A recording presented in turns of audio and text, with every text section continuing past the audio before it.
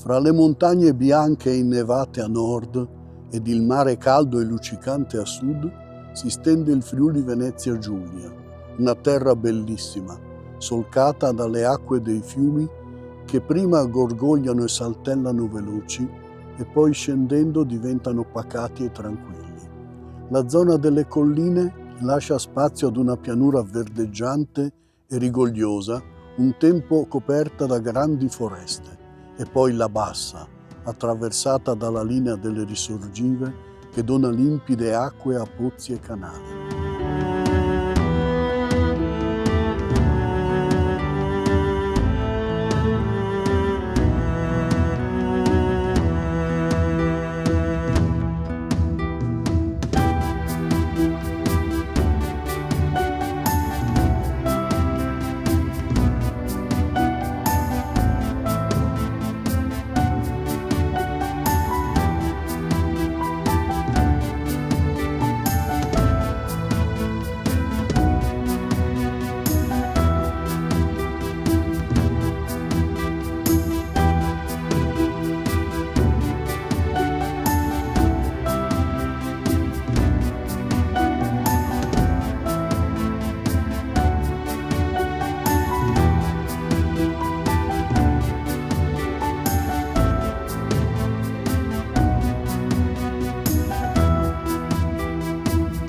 Molte popolazioni abitarono queste contrade fin dalla notte dei tempi e dal loro passaggio ancora oggi restano alcune tracce, come i resti di palafitte, i tondi terrapieni dei castellieri, le tumbare. Ad Aquileia è stato trovato l'insediamento di una popolazione venetica che chiamava questo luogo Achilis e risale a quasi 3000 anni fa. Da questi scavi sono stati recuperati pollini, semi, cereali, orzo, farro, miglio e panico, come pure resti di ossa di animali, perché questi abitanti di Achilis mangiavano carni di animali che loro stessi allevavano, maiali, pecore e capre, carne da cacciagione come cinghiali, uccelli e cervi.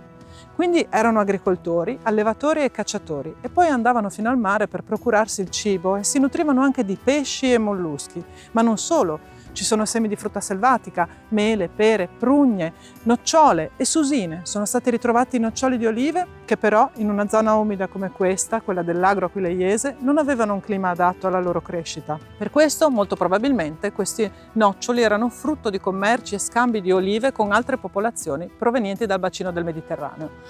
Consumavano anche una bevanda fermentata, forse progenitrice del vino. Raccoglievano e lavoravano il lino. Coltivavano poi il papavero da oppio, dal quale ricavavano un olio dalle proprietà farmacologiche.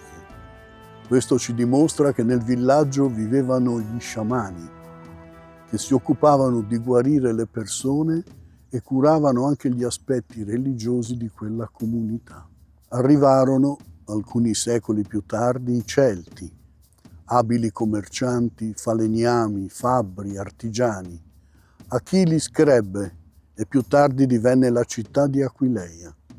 Le merci arrivavano con lunghe carovane da Oriente e portavano a dorso di muli, asini, cavalli e cammelli, oppure, stipate nei carri, merci rare e preziose come la seta, della cui natura per molti secoli in Occidente si immaginarono le origini più fantasiose.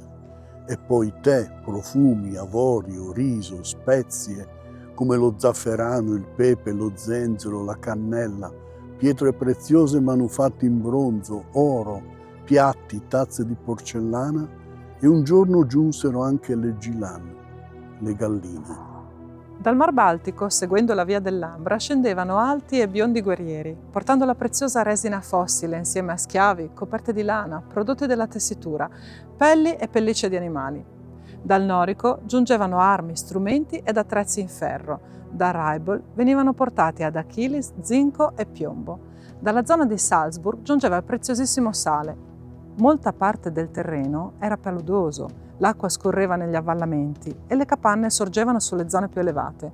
In questi spazi più alti sorgevano anche i luoghi di culto, come il tempio del dio Beleno, solare e luminoso, protettore delle pecore e del bestiame, divinità molto importante per il popolo celtico che abitava il villaggio in gran numero, e lì vicino sicuramente sorgeva anche il tempio della dea Belisama, legata all'acqua e al fuoco. Ad Aquileia si vendevano molti bufali che crescevano nelle zone palustri del fiume Timavo, e dalle paludi del Timavo giungevano anche i grandi tori sacri al dio Tarvos Tirgaranus, il misterioso toro accompagnato da 3 gru della mitologia celtica.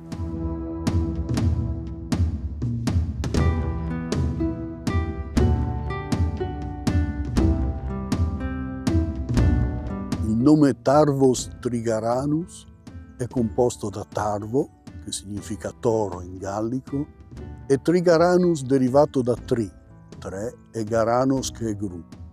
La presenza di questi animali nel nome stesso della divinità indica il loro valore simbolico e il loro ruolo nei miti e nei riti gallici. Il toro, un animale spesso associato a forza, fertilità e potere, ebbe un ruolo centrale in molte culture dell'antica Europa. Nel contesto celtico, il toro era simbolo di forza e rinnovamento, legato alla terra e ai suoi cicli naturali.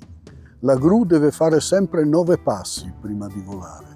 I 9 passi la dichiarano sacra alla luna, la triplice dea, proprio come il suo collo, rivestito di piume bianche e nere, tra le quali si intravede la pelle rossiccia. La danza di corteggiamento delle gru è composta da 9 passi e un salto. Le gru sono animali simbolici legati al mondo dell'altrove, perché trovano cibo nelle basse acque e amano le paludi, terreni al limite fra i mondi. Il tempo trascorreva, mentre la comunità di questa nostra città lentamente si espandeva. Animali venivano addomesticati ed i possenti tori, castrati, diventarono buoi, aiutanti di grande forza e dal carattere docile, adatti ad ogni lavoro.